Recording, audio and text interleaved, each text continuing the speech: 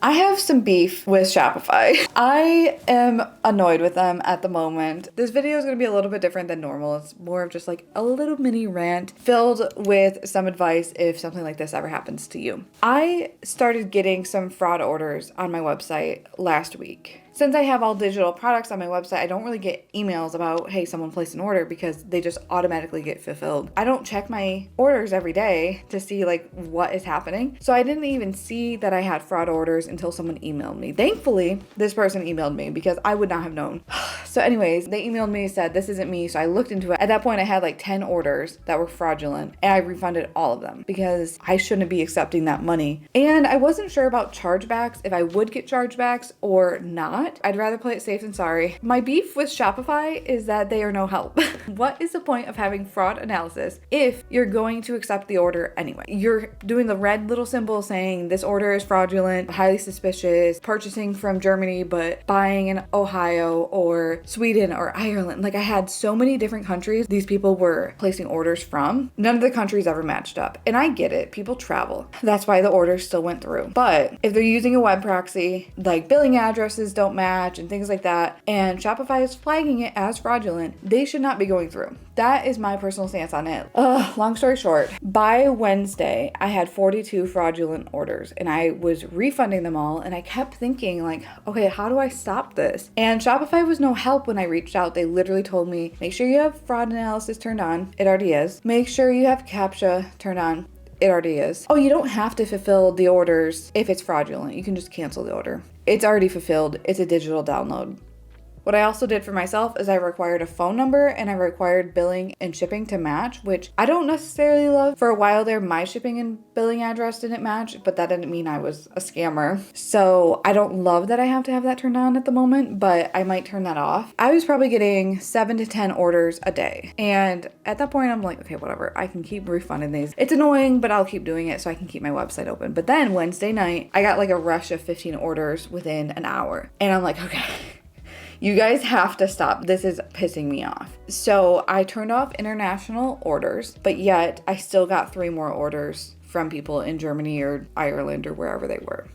So I don't understand why that setting is there if they're still able to order from me. And it's not even a matter of, oh, it was within 5 minutes or whatever and the settings weren't able to change. No, I still was getting some, even yesterday. I'll get to that in a moment. So I don't understand if that only applies to products you ship or what. But in my opinion, if I'm turning off a setting that is saying I only want US and Canada orders, no one in any other country should be able to purchase. That's what that means to me. So why is it not working? I don't know. That's another thing I'm annoyed with Shopify for. Once I realized that wasn't working, I just password protected my site. I was like, I don't know what the solution is right now, but I don't want to wake up to 30 orders. So I need to just turn everything off. After 24 hours of my website being turned off, I turned it back on thinking, okay, let's just see if they come back or if they've realized we can't use this website anymore and they're going to go somewhere else. They didn't come back until Sunday. So they weren't on my website for 4 days. And I'm like, cool. I got them to go away. This is awesome. No, I was wrong. Sunday they came back and they placed about 8 orders. At that point was when I realized I am losing money from this all happening because when you accept an order, you pay a processing fee from Shopify. If you have a $2 order, you have like 38 cents in fees. So you're only making like $1.60 something, right? But when you refund them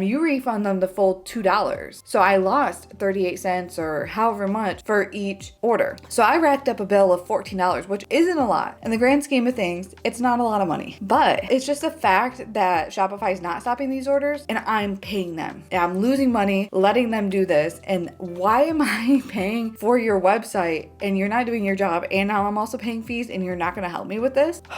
So once I realized I'm paying fees on this, I was pissed. I was like, okay, I'm shutting the whole website down. I'm done. I'm never coming back. I can't deal with this forever because at some point I'm going to be taking a maternity leave and I can't be watching my website every single day to see that if this is happening or not. I password protected it. I called my mom. I said, what do I do? Do I literally just get rid of my 8 years of work on my website, all the SEO, all the blogs, all the product links from Pinterest, YouTube, everything like that? Do I just throw it away because there's no other option? Or how do I fix this? this. At that point, I'm spiraling because I'm just like frazzled. My mom found a thread on Shopify forums that I had not seen, and someone said they racked up $10,000 in fees, in the payment processing fees, because they had placed that many orders. My interpretation of that is that they were buying larger priced items, not just like $1 or $2 here and there, but $10,000, that's a lot. And then they said Shopify didn't do anything to help them. So if you're not going to help someone who lost $10,000, you're not going to help someone who lost $14. You're going to laugh at that. But in my opinion, money is money. And if you, Shopify, are marking it as fraud, you should be held liable for that. Like, you're the one who's allowing this to go through. I'm not going to pay for an app that like blocks IPs, because half of these orders didn't have IP addresses. Some of them did. They're just going to keep coming back with new IPs or whatever. At the end of the day, I'm not paying for apps to fix this problem. In that thread, someone said the only way they could get this to work was by turning manual orders on.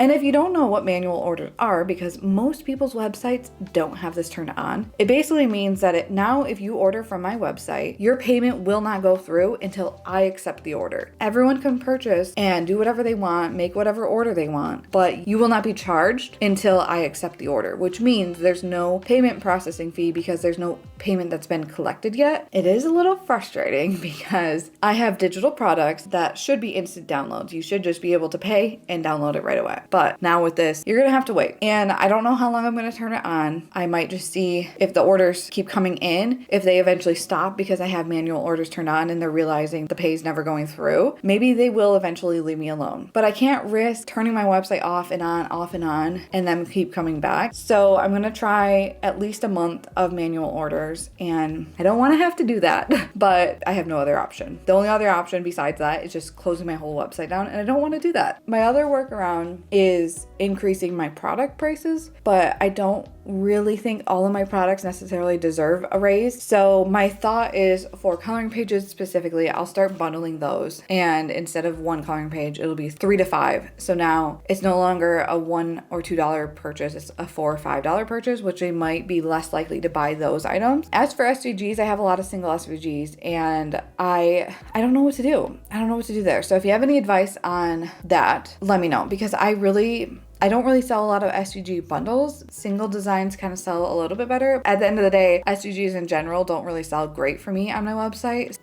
I don't know what to do, but this whole thing's been very frustrating and annoying to deal with. So we'll see how manual orders go, but I wanted to share this because if this ever happens to you, switch to manual orders immediately. Don't give them the benefit of the doubt that they're gonna go away, because they're not. They're gonna keep coming back every single day, and you're gonna lose money on all the fees for anything you refund. It's just not worth it in my opinion. So just turn on manual orders, save yourself the headache, and fingers crossed this is what stops them from using my website and just going somewhere. Now, the other thing I want to mention, and this is the only thing that has changed in the last 7 years of me having a Shopify website. I recently turned on YouTube and Google as like a, what is the word? I don't know what word I'm trying to think of, but I turned on, like, I synced to Google and YouTube. So now on YouTube, you'll see products on my store. I can tag products. I did that in the last month. I've never had fraudulent orders on my website in 7 years. And in 1 month of turning that on, I have had 45, 50 orders.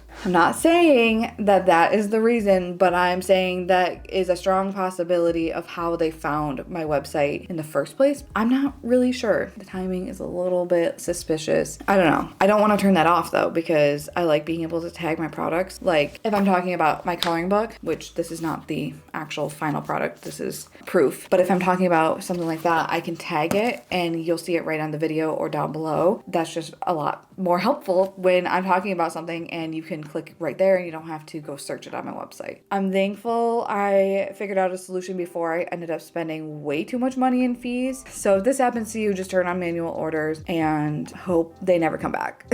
I wish Shopify could do more. They can, but they won't. I wish they were more helpful in these situations because it's kind of their fault that they're allowing this. And I don't think I should have to buy an app as a band-aid solution. I think if they've got fraud analysis worked into their system already, they need it to actually do its job. I don't really understand the point of it at all if it's not actually gonna do anything. That's my little rant and my little mini tutorial on how to change these settings. I hope you never have to experience this, but if you do, I hope this video is helpful for you. Hopefully you're having a better day than mine. I will see you next time. Bye.